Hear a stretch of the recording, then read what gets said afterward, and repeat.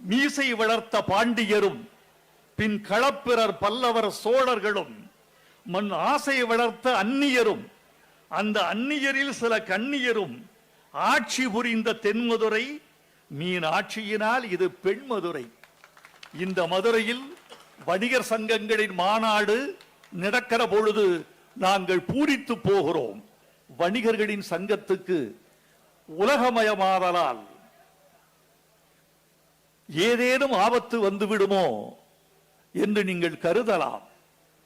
கருதுவதற்கு காரணம் இருப்பதாகவும் நான் நினைக்கிறேன்.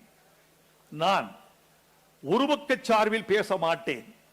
எனக்கு வெளிநாட்டு முதலீடுகள் இந்தியாவுக்குள் வரட்டும், கனரக தொழிற்சாலைக்கு வரட்டும், உற்பத்தி பெருந்துறைக்கு வரட்டும், கார் தொழிற்சாலைக்கு வரட்டும், இன்னும் மின்சாரம் தயாரிக்க வரட்டும், இன்னும் புதிய புதிய தொழில்களை மின்சார ஆலைகளை உற்பத்தி செய்ய வரட்டும், கடல் நீரை குடிநீராக்க வரட்டும், எங்கள் ஏழை வணிக பெருமக்களின் அடிவயிற்றில் கை வைப்பதற்கு ஏன் வர வேண்டும் என்பது எங்களுக்கு ஏதனை. இன்னொன்று சொல்லட்டுமா? அந்த இடத்தில், நீங்கள் இருக்கிற இடத்தில் ஒரு உலக வாணிக மையம் வந்தால் அவனுக்கும் எங்களுக்கும் எந்த தொடர்பும் இல்லை. நான் எங்கள் வீட்டு மளிகை கடைக்காரரை, எங்கள் வீட்டு காய்கறி கடைக்காரரை, எங்கள் வீட்டு பால்காரரை உள்ளங்கை தொட்டு பேசுவேன். என்னை அவன் மாமன், சித்தப்பன் என்று உரிமையோடு அழைப்பான். என்னிடம் வந்து கடன் கேட்பான். நான் பல நேரங்களில் என் ஆரம்ப காலங்களில் நான் எந்த கடையில் சரக்கு வாங்கினேனோ, கோடம்பாக்கத்தில் தங்கம் ஸ்டோர்ஸ் என்று ஒரு நாடார் கடை வைத்திருந்தார்.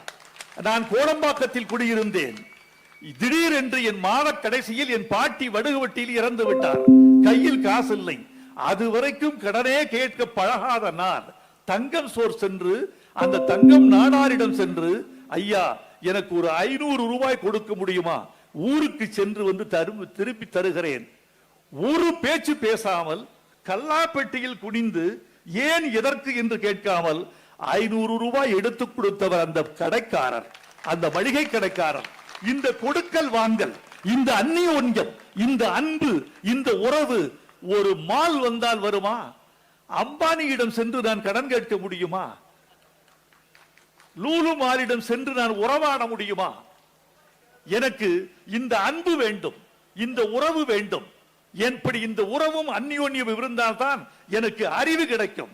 இந்த பொருள் வேண்டாம், திருப்பி வாங்கி கொடு என்று சொல்வதற்கு எனக்கு உரிமை வேண்டும்.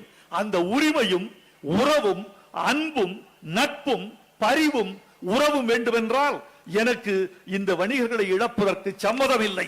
இவர்கள் வாழ வேண்டும். இந்த உங்கள் உரிமைக்கு குரல் கொடுக்க நானும் தயாராக இருக்கிறேன்.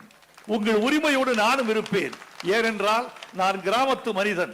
இன்னும் கூட கிராமத்து தெருக்களில் லுங்கி கட்டி கொண்டு நடந்து போகிற சுகத்தை அனுபவிக்கிறவன். கிராமத்து டீ கடைகளில் சென்று ஒரு பொற கொடு, ஒரு டீ கொடு என்று லுங்கி கட்டி கொண்டு உட்கார்ந்து தூய்க்கிறவன், அந்த சுகத்தை அனுபவிக்கிறவன். எனக்கு 5 நட்சத்திர ஓட்டல்களில் சுகம் இல்லை, எனக்கு கிராமத்து டீ கடைகளில் தான் சுகம் இருக்கிறது. இதில் சந்தேகமே இல்லை. எப்போதோ வைத்துக் கொடுக்கிற ஒரு உணவை விட என் கண் முன்னே சமைத்து கொடுக்கிற உணவுதான் எனக்கு ஆரோக்கியமானது, சுவையானது, ருசியானது என்று நான் நிச்சயமாக நினைக்கிறேன். ஒரு செய்தி, உங்களுக்காக நாங்கள் இவ்வளவு வாதிடுவோம், உங்களுக்காக உங்களோடு வந்து போரிடுவோம், உங்கள் குரலை நாங்களும் வாங்கி ஒலிபரப்புவோம். இந்த ஒலிபெருக்கி மட்டுமல்ல, உங்கள் குரலை ஓங்கி ஒலிக்கிற இன்னொரு ஒலிபெருக்கிக்கு பெயர் வைரமுத்து. இன்னொரு ஒலிபெருக்கிக்கு பெயர் அமைச்சர் மூர்த்தி. இன்னொரு ஒலிபெருக்கிக்கு பெயர் அமைச்சர் அனிதா ராதாகிருஷ்ணன். மாபெரும் ஒலிபெருக்கிக்கு பெயர் மு.க. ஸ்டாலின். உங்களை ஒன்று கேட்டுக்கொள்கிறேன், உங்களுக்கு இவ்வளவு குரல் கொடுக்கிறோம்.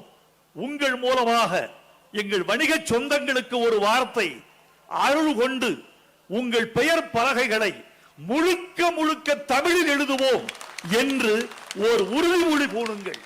இதை நீங்கள் தான் முன்னெடுத்து செல்ல வேண்டும். செய்திகளை உடனுக்குடனும் துல்லியமாகவும் தெரிந்து கொள்ள சப்ஸ்கிரைப் பண்ணுங்க.